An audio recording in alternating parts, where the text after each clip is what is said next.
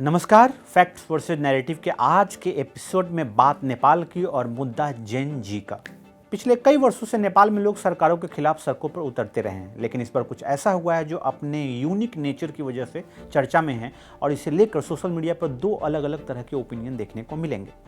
नेपाल सरकार ने जब सुप्रीम कोर्ट के एक फैसले का हवाला देते हुए फेसबुक, एक्स, व्हाट्सएप, इंस्टाग्राम और यूट्यूब समेत कुल 26 सोशल मीडिया ऐप पर नियमों का पालन न करने का आरोप लगाते हुए उन्हें बैन किया, तो यह जेन जी सड़कों पर उतर आई।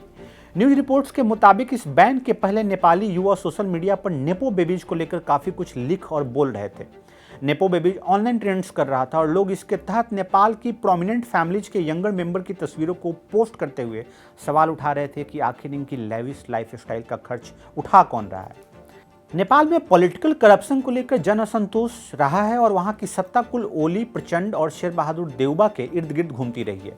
मार्च में ऐसा ही विरोध भड़क उठा था जब लोग राजतंत्र को वापस बहाल किए जाने की मांग को लेकर सड़कों पर उतर बैठे थे। ओली जहां चाय बागान को कमर्शियल प्लॉट में तब्दील किए जाने के मामले में सुप्रीम कोर्ट की अवमानना के आरोपों का सामना कर रहे हैं, वहीं 3 अन्य पूर्व प्रधानमंत्री माधव नेपाल, बाबूराम भट्टराई और खिलराज रेग्मी सरकारी जमीन को निजी व्यक्ति को देने के घोटाले के मामले में आरोपी हैं। प्रचंड के खिलाफ भी फंड की हेराफेरी का आरोप है। रिपोर्ट्स के मुताबिक ओली सरकार में नेपाल में सोशल मीडिया को रेगुलेट करने के लिए एक विधेयक पर भी काम कर रही है, जिसमें कुछ निश्चित मामलों में किसी पोस्ट को लाइक करना या फिर उसे पोस्ट करना भी अपराध माना जाएगा। साथ ही सोशल मीडिया प्लेटफॉर्म को किसी आपत्तिजनक पोस्ट को डिलीट करना होगा और इस तरह के पोस्ट करने वाले यूजर की जानकारी और डिटेल्स को सरकार को सौंपना होगा। यह तो हुई बात जो हुआ, और अब बात उसकी जो इसे लेकर हो रही है।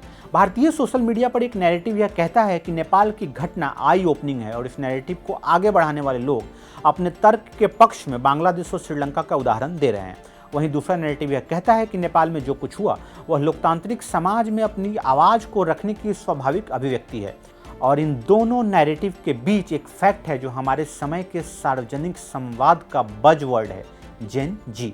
ऐसा कहा जा सकता है कि ये इस जनरेशन का पहला सॉलिड पब्लिक एक्सप्रेशन है। कम से कम एशिया प्रशांत क्षेत्र में तो यह पहली बार है जब इस जनरेशन ने अपने आप को इस तरह से पब्लिकली एक्सप्रेस किया है। तो आखिर ये जेन जी हैं कौन, क्या सोचते हैं, क्या करते हैं और आखिर चाहते क्या हैं? डेफिनेशन के आधार पर देखें तो यह जनरेशन 1996 से 2010 के बीच पैदा हुआ और इस लिहाज से यह सेकेंड यंगेस्ट जनरेशन है। सेकेंड यंगेस्ट इसलिए क्योंकि मिलेनियल्स पहले से मौजूद हैं और अब जेन अल्फा अस्तित्व में आ चुका है। मैकेंजी के एक आर्टिकल के मुताबिक डिजिटल एज, क्लाइमेट एंजाइटी और तेजी से बदलते फाइनेंशियल लैंडस्केप और कोविड-19 जैसी महामारी ने इस जनरेशन की सोच को दशा और दिशा दी है। चूंकि यह पहला ऐसा जनरेशन है जो इंटरनेट के साथ ही पला बढ़ा है, इसलिए इन्हें डिजिटल नेटिव्स भी कहा जाता है। क्योंकि ये पहले से ही रियल डिजिटल नेटिव्स हैं, इसलिए ऑनलाइन कम्युनिकेशन इनकी पसंद है और प्राथमिकता भी। मैकेंजी की एक अन्य रिपोर्ट के मुताबिक एशिया में जेंजर्स यानी जेन जी अपने फ़ोन पर रोजाना तकरीबन 6 या उससे अधिक घंटे का समय बिताते हैं। साथ ही ये किसी भी तरह की जानकारी जिसमें न्यूज़ तक शामिल हैं के लिए इंटरनेट का रुख करते हैं।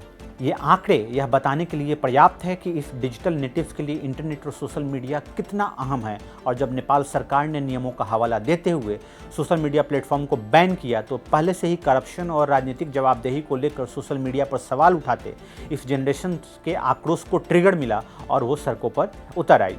अब बात आर्थिक ताकत की, तो जेन जी केवल एक जनसंख्या समूह नहीं है, बल्कि यह एक नई और उभरती हुई आर्थिक पावर भी है।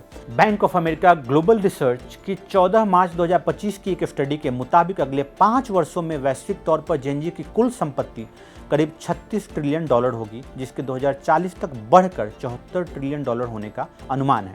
याद रखें कि 2023 में इस समूह की आर्थिक ताकत महज $9 ट्रिलियन थी। वहीं डेलॉय का 2025 जेन जी एंड मिलेनियल सर्वे यह बताता है कि 2030 तक कुल ग्लोबल वर्कफोर्स में इस जनरेशन की हिस्सेदारी 74% के आसपास होगी। इसलिए बिजनेस हाउस भी इस जनरेशन की उम्मीदों और आकांक्षाओं को समझने की कोशिश कर रहे हैं। तो आज के लिए बस इतना ही। अगली बार फिर मिलेंगे ऐसे ही किसी अन्य मुद्दे पर। तब तक के लिए धन्यवाद।